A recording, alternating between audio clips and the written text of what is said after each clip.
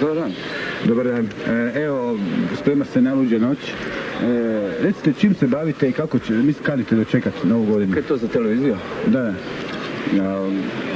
Kaj ste ono pitali? Kako kanite dočekati Novu godinu? Čujte, kaj da vam velim.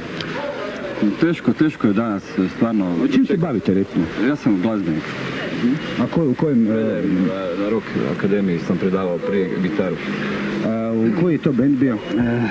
Ja sam inače prije nekak svirao, čak sam znao se dogoditi da, ne znam, Rolić i Purple i ovo, ono, kad idu negdje na gažu, da ja, ne znam, malo poštelam gitare, imam nevjerojatan sluh imam. I kako preživljavate danas, kao ishlapili i očvali roke?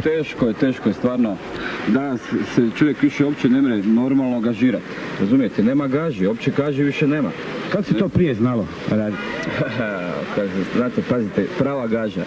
Razumijete, kad vi morate ručno sve postaviti na stage, kad nema bežičnih mikrofona, sve se kablovi se vuku, kad se nema elektronskih štimalica, razumijete, to se sve štima gitara na vuho se štima. A od čeg sada živite onda, kao ocvali rockeri, slapili? Sad tu i tam poštelam neku gitaricu, ne znam, eventualno promijenim žice na gitarama. A vi u stvari ne znate više raditi? Pa čujte, to je jedno kaj znam, stvarno imam nevjerojatan sluh, razumijete, i to mi je možda nesreća, to je moja nesreća kaj imam nevjerojatan sluh.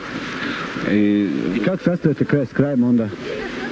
Čujte, uopće ne sastavljam kraj s krajem, razumijete, nego uvijek mi fali trećina, pa onda moram, ne znam, sva sreća imam buraza u Austriji, Kedela vani, ne, i onda mi on tu i tam pomogne i tak dalje, ali inače, ja... Vi ste sad spali na... Gaža se više, moj gospodine, ne mre danas živjeti uopće, od gaža. Danas gaža uopće nema više. Pravih gaža više nema uopće danas.